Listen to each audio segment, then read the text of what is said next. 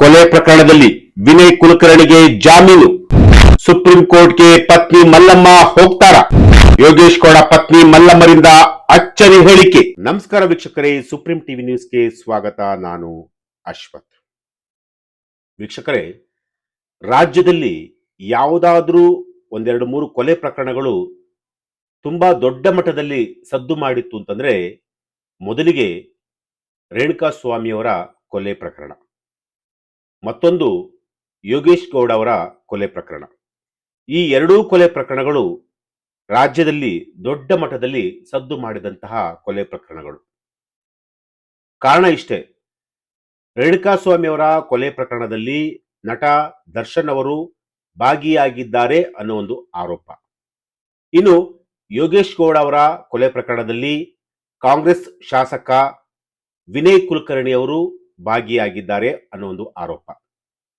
ಈಗಾಗಲೇ ದರ್ಶನ್ ಅವರ ಪ್ರಕರಣ ಇನ್ನು ಕೂಡ ಟ್ರಯಲ್ ನಡೀತಾ ಇದೆ. ಆದರೆ ಯೋಗೇಶ್ ಗೌಡ ಅವರ ಕೊಲೆ ಪ್ರಕರಣದಲ್ಲಿ ವಿನಯ್ ಕುಲಕರ್ಣಿ ಅವರಿಗೆ ಜೀವಾವಧಿ ಶಿಕ್ಷೆಯನ್ನು ಕೂಡ ವಿಧಿಸಿತ್ತು, ಅಂದರೆ ಸ್ಪೆಷಲ್ ಕೋರ್ಟ್, ಜನಪ್ರತಿನಿಧಿಗಳ ನ್ಯಾಯಾಲಯ. ಆದರೆ ಇದರ ಒಂದು ತೀರ್ಪನ್ನ ಪ್ರಶ್ನಿಸಿ ಹೈಕೋರ್ಟ್ಗೆ ವಿನಯ್ ಕುಲಕರ್ಣಿ ಅವರು ಮೊರೆ ಹೋಗಿತು. ಹೈಕೋರ್ಟು ಈ ಒಂದು ಕೊಲೆ ಪ್ರಕರಣವನ್ನ ಗಂಭೀರವಾಗಿ ತೆಗೆದುಕೊಂಡಿತ್ತು, ಸೂಕ್ಷ್ಮವಾಗಿ ವಿಚಾರಣೆಯನ್ನು ಕೂಡ ಮಾಡಿತ್ತು. ಆದರೆ ವಿಚಾರಣೆಯನ್ನ ಮಾಡಿದ ನಂತರ ವಿನಯ್ ಕುಲಕರ್ಣಿ ಅವರಿಗೆ ಹೈಕೋರ್ಟು ಈಗ ಜಾಮೀನನ್ನ ಮಂಜೂರು ಮಾಡಿರುವಂತಹುದು. ಈಗಾಗಲೇ ವಿನಯ್ ಕುಲಕರ್ಣಿ ಅವರಿಗೆ ಜಾಮೀನು ಸಿಕ್ಕಿದ ಹಿನ್ನೆಲೆಯಲ್ಲಿ ಅವರ ಕುಟುಂಬಸ್ಥರು ಬಹಳ ಸಂತೋಷವನ್ನ ವ್ಯಕ್ತಪಡಿಸಿರುವಂತಹದ್ದು ಖಂಡಿತ. ಯಾಕೆಂತಂದ್ರೆ ವಿನಯ್ ಕುಲಕರ್ಣಿ ಅವರು ಬರೋದೇ ಇಲ್ಲ, ಜೈಲಿಂದ ಆಚೆ ಬರೋದೇ ಇಲ್ಲ, ಇನ್ನು ಜೀವ ಹೋಗೋವರೆಗೂ ಕೂಡ ಅಲ್ಲೇ ಇರ್ತಾರೆ ಅನ್ನೋ ಒಂದು ಮಾತುಗಳು ಕೂಡ ಕೇಳಿ ಬಂದಿತ್ತು.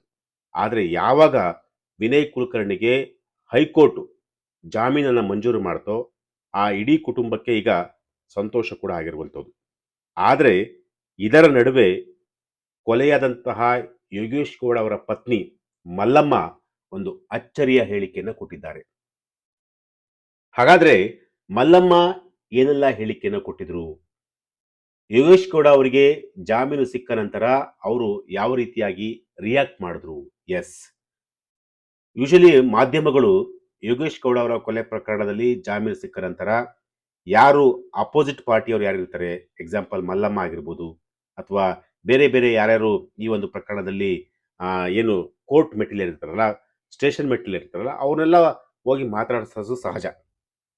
ಅದೇ ರೀತಿ ವಿನಯ್ ಕುಲಕರ್ಣಿ ಅವರಿಗೆ ಜಾಮೀನು ಸಿಕ್ಕ ನಂತರ ಮಲ್ಲಮ್ಮ ಅವರನ್ನು ಕೂಡ ಮಾಧ್ಯಮದವರು ಪ್ರಶ್ನೆ ಮಾಡ್ತಾರೆ.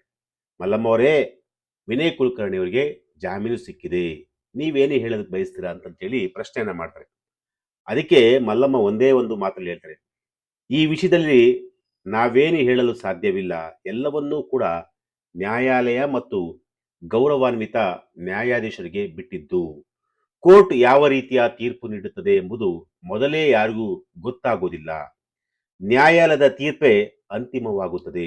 ಈ ತೀರ್ಪಿನಿಂದ ನಮಗೇನು ಹಿನ್ನಡೆಯಾಗಿದೆ ಎಂದು ನಾನು ಭಾವಿಸುವುದಿಲ್ಲ ಅಂತೇಳಿ ಒಂದು ಅಚ್ಚರಿಯಾದಂತಹ ಒಂದು ಹೇಳಿಕೆಯನ್ನ ಕೊಟ್ಟಿದ್ದಾರೆ. ಜೊತೆಗೆ ಇನ್ನೊಂದು ಹೇಳಿಕೆಯನ್ನು ಕೂಡ ಕೊಟ್ಟಿದ್ದಾರೆ. ಆ ಹೇಳಿಕೆಯನ್ನ ಕೇಳಿದ್ರೆ ನಿಜಕ್ಕೂ ವಿನಯ್ ಕುಲಕರ್ಣಿ ಅವರ ಕುಟುಂಬಕ್ಕೆ ಒಂದು ಸರ್ಪ್ರೈಸ್ ಅಂತ ಅನ್ಬೋದು. ಅಂದ್ರೆ ಮುಂದೆ ಏನಾದರೂ ಹೋರಾಟ ಮಾಡ್ತೀರಾ ಅಂತ ಹೇಳಿ ಮಾಧ್ಯಮದವರು ಪ್ರಶ್ನೆಯನ್ನ ಮಾಡ್ತಾರೆ. ಖಂಡಿತವಾಗ್ಲೂ ನಾನು ಹೋರಾಟವನ್ನ ಮಾಡಲ್ಲ.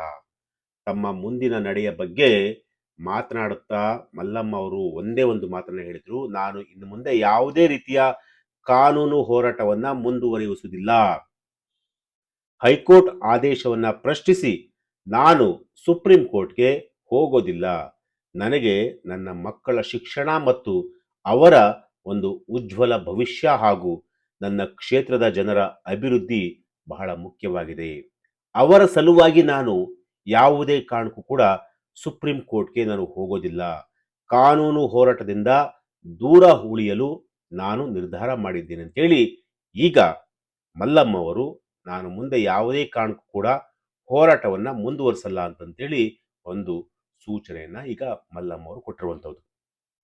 ಇದೊಂದು ಮಾತು ಈಗ ವಿನಯ್ ಕುಲಕರ್ಣಿ ಅವರಿಗೆ ಒಂಥರ ಬೂಸ್ಟರ್ ಡೋಸ್ ಸಿಕ್ತಂತೆ. ಅಂದ್ರೆ ಡಬಲ್ ಧಮಾಕ ಅಂತಂತಾರಲ್ಲ, ಒಂದ್ ಕಡೆ ಹೈಕೋರ್ಟ್ ಜಾಮೀನನ್ನ ಮಂಜೂರು ಮಾಡಿರುವಂಥದ್ದು, ಮತ್ತೊಂದು ಕಡೆ ಮಲ್ಲಮ್ಮ ಅವರು ಅಂದ್ರೆ ಏನು ಗಂಡನನ್ನ ಕಳೆದುಕೊಂಡಂತಹ ಮಲ್ಲಮ್ಮ ಅವರು ನಾನು ಸುಪ್ರೀಂ ಕೋರ್ಟ್ ಮೆಟ್ಟಿಲು ಹತ್ತದಿಲ್ಲ, ನಾನು ಸುಪ್ರೀಂ ಕೋರ್ಟ್ಗೆ ಹೋಗೋದೇ ಇಲ್ಲ ಅಂತಂತ ಹೇಳಿ ಕಡಾಖಂಡಿತವಾಗಿ ಮಲ್ಲಮ್ಮ ಅವರು ಹೇಳಿರುವಂಥದ್ದು. ಆದರೆ ಮಲ್ಲಮ್ಮ ಹೋಗದೇ ಇದ್ರೂ ಮಲ್ಲಮ್ಮ ಅವರ ಪರವಾಗಿ CBI ಕೂಡ ಹೋಗ್ಬೋದು.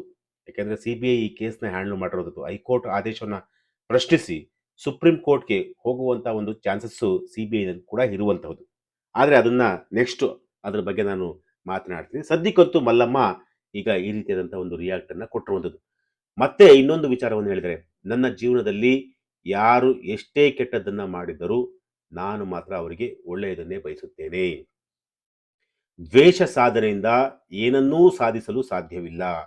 ಹೀಗಂತ ಹೇಳುವಂತಹ ಮೂಲಕ ಇಡೀ ಪ್ರಕರಣಕ್ಕೆ ಒಂದು ಶಾಂತಿಯುತವಾದಂತಹ ಒಂದು ನಡೆಯನ್ನ ಮಲ್ಲಮ್ಮ ಅವರು ಪ್ರದರ್ಶನ ಮಾಡಿದ್ದಾರೆ.